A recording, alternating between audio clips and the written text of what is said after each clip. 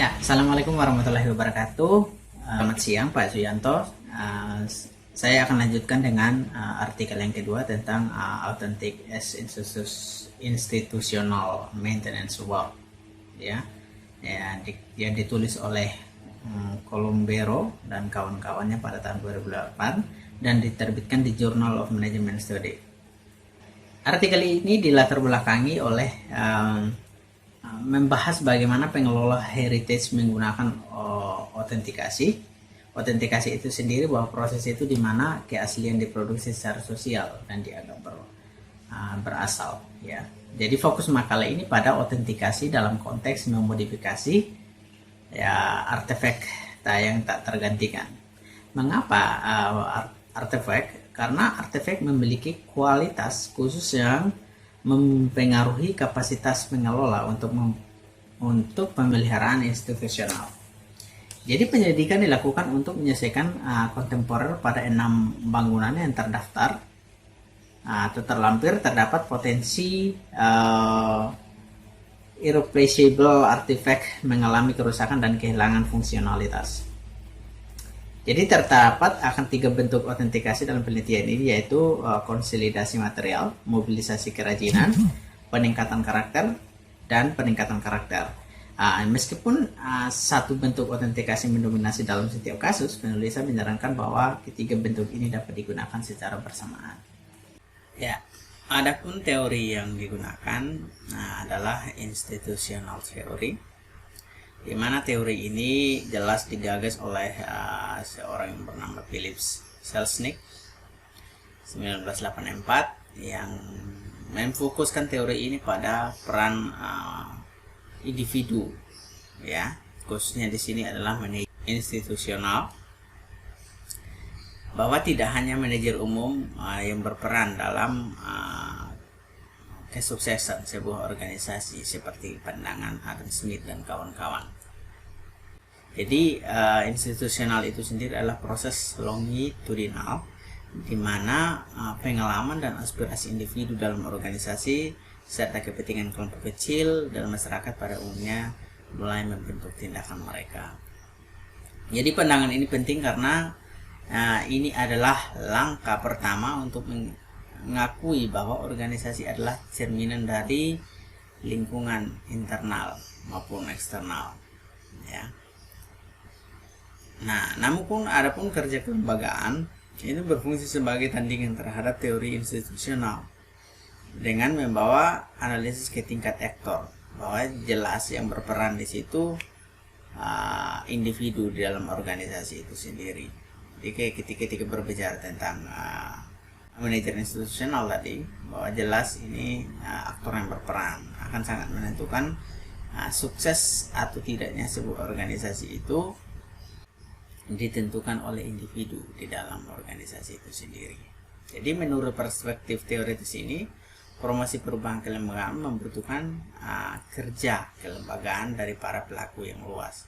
Apakah mereka yang memiliki sumber daya dan kemampuan yang diperlukan untuk bertindak sebagai pengusaha, atau mereka memainkan peran sebagai pendukung atau fasilitas dalam inisiatif ini sendiri oleh Lawrence, ya, 2006. Nah, teknik pengumpulan data yang pertama dalam penelitian ini bahwa penulis menggunakan 2 negara untuk dijadikan kasus, yaitu Denmark dan Prancis, karena keduanya merupakan negara yang menyimpan investasi warisan arsitektural nasional yang disebut dengan list building, dan Denmark memiliki list building sebanyak 9.000 bangunan dan Prancis memiliki 43.000 bangunan. Ya, pemilihan ini menggunakan beberapa kriteria tentunya yang memiliki autentikasi ekstrim, yaitu modifikasi yang sangat berarti tinggi di negaranya. Nah, yang pertama teknik yang dilakukan yaitu melakukan interview. Jadi peneliti melakukan interview terhadap 24 aktor kunci yang terlibat dalam penyelesaian kontemporer, yaitu untuk merangsang pemikiran orang yang diwawancarai tentang tema yang dipilih dengan bertanya kepada informan terkait kriteria ambition dan quit contemporary adjustment. Dan yang kedua itu the ambition for contemporary adjustment, dan ketiga their interpretation of the list building definition and characteristic. Nah, yang kedua itu menggunakan data-data arsip, yaitu berupa panggilan untuk tawaran dan proposal yang sesuai untuk penyesuaian kontemporer ke list building yang dipilih, dan juga mengumpulkan deskripsi gambar bangunan dan arsitek yang terdaftar saat tersedia dan tidak rahasia jelasnya. Dan yang ketiga, melakukan observasi untuk mengamati para aktor dalam pengaturan list building. Penelitian terlibat dalam 9 episode pengamatan non-partisipan dan mengamati proses pengambilan keputusan terkait penyesuaian kontemporer mendatang atau yang sedang berlangsung, dan menghasilkan 39 halaman catatan pengamatan yang kemudian diubah menjadi catatan deskripsi, analitik, dan refleksi. Nah, metode analisa data. Analisa datanya bertujuan untuk mengidentifikasi bagaimana arsitek dan spesialis lain yang terlibat dalam penyesuaian kontemporer berusaha mempertahankan kualitas histori dan artistik. Ya, rujukannya adalah teknik pengkodean kualitatif oleh Carly 2014 dan Hamilton 2013 ya.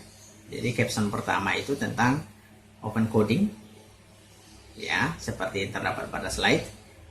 Second order code yang kedua dengan option B yaitu tentang second order kode diperoleh melalui pengkodean aksial. Option C itu dalam melakukan labeling di second order kode, peneliti melakukannya dengan proses iteratif atau bolak-balik ke first order kode. Dan yang terakhir itu pengkodean teoritis, yaitu mengidentifikasi dibagi atas 3, yaitu mengidentifikasi material consolidation, mengklasifikasi craft mobilization, dan autentikasi enhancement, character enhancement. Ya, selanjutnya terkait material consolidation. Ya, aggregate dimension berbicara di sini untuk membentuk dari 3 order kedua, yaitu kode kedua yaitu tentang form design, material substansi, dan location and setting. Jadi yang pertama tentang form design itu hasil dari axial coding atas one sheet order kode mengenai keeping intact both international and external building structure. Sedangkan material and substansinya itu hasil dari axial coding atas 2 buah one sheet order kode. Pertama mengenai reusing original material component of building, dan tentang location and setting yaitu hasil dari axial coding atas 2 one sheet order kode. Pertama mengenai introduction the building of the part of the network. Ini merupakan hasil open coding dari pernyataan informan, yang salah satunya adalah pernyataan klien ke-6, yaitu it's the city of the parish which had the coverage and launch a call for the bid without of harming the common people with public consideration. Selanjutnya tentang craft mobilization, bahwa di sini berbicara tentang aggregate dimension. Ini dibentuk dari sebuah cuan order code, yaitu tradition and technique, yang merupakan hasil dari axial coding atas 3 buah one sheet order code.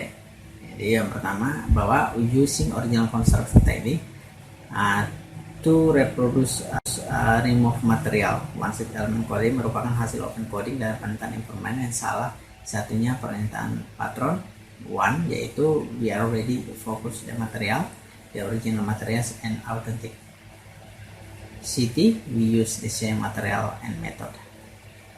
Dan selanjutnya tradition and technique merupakan hasil dari axial coding one sheet order coding mengenai adding new building element that resemble the original ones. One sheet order code merupakan hasil open coding dari pernyataan informan dan salah satunya adalah pernyataan profile history one, yaitu their related all lectures with the same look with the small detail above. Dan yang keempat, tradition tag-nya juga merupakan hasil dari Excel coding one sheet order code mengenai using modern techniques to enhance building program, yang merupakan hasil coding dari penataan instrumen yang salah satunya adalah pernyataannya sendiri. Nah, yang tentang kelebihan dari artikel. Adapun kelebihan dari artikel ini, yang pertama tentang penelitian terdahulu hanya mengidentifikasi variabel discourse, dan saja penelitian ini mencoba untuk menggali lebih dalam sebuah artefak sebagai salah satu sumber untuk membentuk pemeliharaan institusional.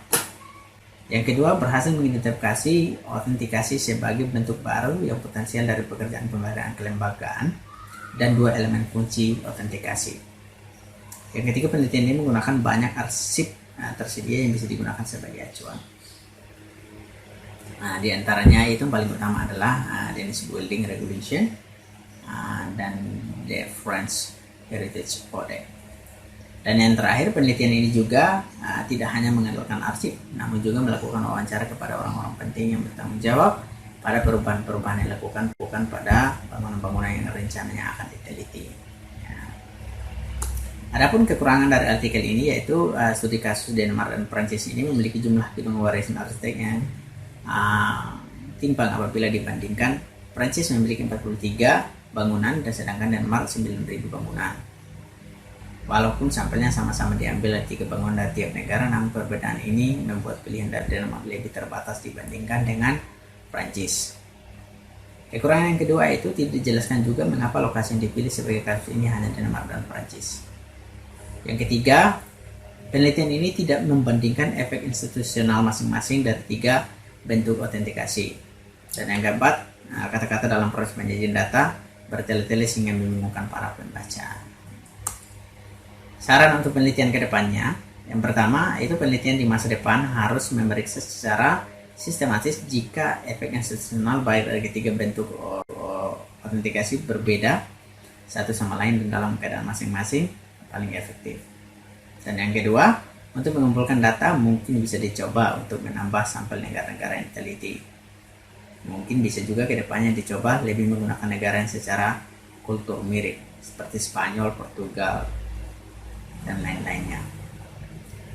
Dan yang ketiga, menyelidiki kondisi di mana kombinasi 2 dan 3 bentuk autentikasi lebih efektif untuk pemeliharaan dan kelembagaan daripada bentuk tumbal. Ya, sekian dan terima kasih presentasi saya terkait artikel ini.